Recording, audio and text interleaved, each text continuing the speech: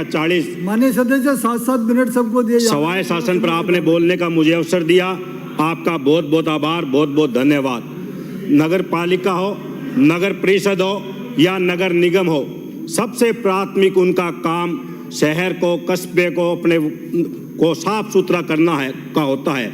इसके लिए मैं वाल्मीकि समाज के तमाम मेरे सफाई कर्मियों का बहुत बहुत आभार एवं धन्यवाद इस सदन से देना चाहता हूं कि करोड़ों लोग जो रोजाना गंदगी फैलाते हैं, कचरा फैलाते हैं, उसका साफ सफाई करने का काम हमारे वाल्मीकि समाज के सफाई कर्मी करते हैं। और कोरोना काल में भी उन्होंने महत्वपूर्ण भूमिका इस समाज के इस कर्मियों ने निभाई थी।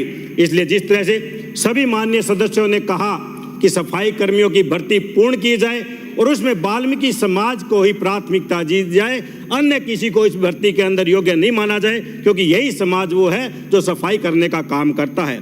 इसके साथ ही माननीय सभापति महोदय, चाहे वो राज्य की सरकार हो, चाहे वो केंद्र की सरकार हो, पूरा उन सब का फोकस बड़े बड़े महानगरों पर, बड़े बड़े शहरों पर रहता है, बल्कि जो छोटे कस्बों में भी जो ग्रामीण बसते हैं, उन छोटे कस्बों की तरफ किसी भी सरकार का ध्यान नहीं जाता। आज जो छोटी नगर पालिका है, उनकी हालात बहुत दयनीय है। आज उसमें कोई कर्मचारी नहीं है। 3-3, 4-4 नगर पालिकाओं का चार्ज एक एक अधिशासी अधिकारी के पास होता है। यूडीसी नहीं है, एलडीसी नहीं है, सफाई कर्मियों की बहुत बड़ी कर्मी है। इसलिए माननीय मंत्री महोदय से कहूँगा कि अन्य भर्तियाँ भी कर जो रिक्त पद है नगर पालिकाओं में, उनमें कर्मचारी लगाने का काम करें। एक दूसरा, आज जो संसाधन किसी भी नगर पालिका को खरीदने की आवश्यकता होती है, उनके निजी फंड होने के बावजूद भी उन्हें अनुमति नहीं होती कि वो सफाई के संसाधन खरीद सके। बार बार उनको पत्राचार डीएलबी में करना पड़ता है और उन्हें अनुमति नहीं मिल पाती। इसलिए भी मैं मंत्री महोदय से अनुमोदन करूँगा, मेरे नगर पालिका में भी जेसीबी मशीन की, सफाई करने की मशीन की, ऑटो टिप्परों की आवश्यकता है। नगर पालिका के अंदर फंड भी है, आप तो कहाँ तक अनुमति दे जिससे कि नगर पालिका अपने बजट से इन सफाई संसाधनों की पूर्ति कर सके, खरीद कर सके, जिससे कि शहर में सफाई व्यवस्था व्यवस्थित हो। मेरे नौहर के अंदर पुराना सोनड़ी बस अड्डा है। सिंधी बाजार मार्केट में बरसात का पानी इकट्ठा हो जाता है। मैं स्वयं नगर पालिका का चेयरमैन था, तब हमने व्यवस्था की थी पाइपलाइन डालने की, लेकिन वो व्यवस्था समुचित सही रूप से काम नहीं कर पाई। इसलिए मेरा आपसे निवेदन है, अच्छे इंजीनियरों से एक अच्छी व्यवस्था की जाए, एक पूरी उसकी प्रणाली, कार्यप्रणाली बनाकर पानी निकासी की व्यवस्था की जाए, जिससे कि व्यापारियों को और ग्रामीणों को राहत मिल सके। एक माननीय मंत्री महोदय, हमारा लंबे समय से प्रयास चल रहा है कि हम जो आज आपराधिक घटनाएं घट रही है, चोरी की घटनाएं घट रही है, उस पर हम नियंत्रण लगाए। इसलिए नौहर पूरे शहर के मुख्य चौराहों में सीसीटीवी कैमरे लगाए, लेकिन इसकी बीएसआर रेट तय नहीं है। कोई कैमरा 500 का है, 400 का है, 1000 का है, 1500 का है, ये तय नहीं कर पा रहे हैं। इस वजह से उसके टेंडर प्रक्रिया नहीं हो पा रही है। इसलिए भी मेरा मंत्री महोदय आपसे निवेदन है कि उस टेंडर प्रक्रिया करवाने के लिए बजट हमारे नगर पालिका के अंदर उपलब्ध है। आप तो टेंडर प्रक्रिया कैसे कैमरे लगे, ये आप व्यवस्था करवाए। एक हमारे जो कॉलोनाइजरों ने 20 साल 30 साल पहले कॉलोनियाँ काट दी, प्लाट बेच दी, आज उसमें आबादी बस चुकी है, मकान बन चुके हैं, लेकिन उसमें पानी के कनेक्शन दे नहीं पा रहे हैं। चाहे वो नगर पालिका व्यवस्था करे, चाहे वो पीएचडी विभाग व्यवस्था करे, वह बसने वाले आबादी जो बची है उनको पानी की व्यवस्था होनी चाहिए।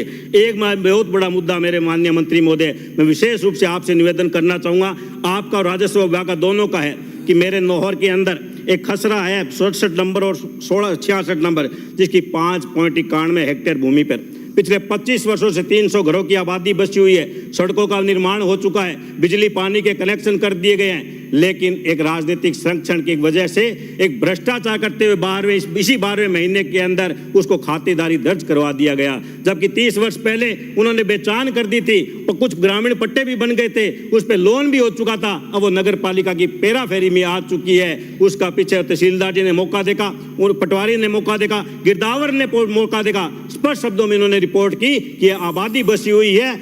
माननीय सभापति महोदय, 7 मिनट तो कम से कम दो आप।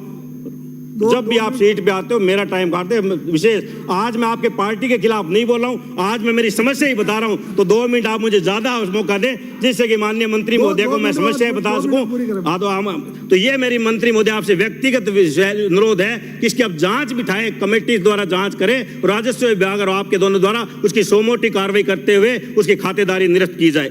एक माननीय मंत्री सबने कहा भ्रष्टाचार हो रहा है, मैं स्वयं कहता हूं भ्रष्टाचार के खिलाफ आप जांच कीजिए, कमेटी बिठाइए, चाहे मैं भी भ्रष्टाचार के अंदर आता हूं मेरे खिलाफ भी कार्रवाई कीजिए, लेकिन राजनीतिक द्वेषता के से बार बार अगर जांच करवाई जाती है, किसी व्यक्ति को प्रताड़ित किया जाता है, या हम ये देखें कि हमारे किसी रिश्तेदार को हम चेयरमैन बना देंगे तो मौजूदा चेयरमैन को हटाने की कार्रवाई जो की जा रही है ये निंदनीय और गलत है। अगर भ्रष्टाचार हुआ है, अगर गमन हुआ है तो आप कार्रवाई कीजिए। कार्रवाई सिर्फ जनप्रतिनिधियों पर नहीं बल्कि पहले उसकी जिम्मेवारी होती है, ईओ की होती है, वहां के जेईएन की होती है, वहां के एलडीसी बाबू की होती है कि वो फाइल तैयार करते हैं। आज तक अधिकारियों पे कार्रवाई नहीं होती, सिर्फ राजनीतिक देश भावना के चलते कांग्रेस की सरकार आ गई तो बीजेपी वालों को हटा दिया, बीजेपी की सरकार आ गई तो कांग्रेस वालों को हटा दिया, लेकिन उससे पहले उन अधिकारियों की जिम्मेवारी तय होनी चाहिए। जिसने कोई गलत पट्टा बनाया तो उस पर कार्रवाई होनी चाहिए। पट्टा जाने अनजाने में कोई चेयरमैन नया होता है, हो सकता है उसे गलतीवश बन गया हो, जाने अनजाने में बन गया हो, तो ये नहीं कि उस पट्टे की वजह से उस चेयरमैन को निष्कासित किया जाए। आप उन अधिकारियों पे कार्रवाई कीजिए, क्योंकि अधिकारियों को तो पूरे नियमों का ज्ञान होता है, नियमों की जानकारी होती है। चेयरमैन जो नया बनता है उसको शायद पूरे नियमों की जानकारी न हो।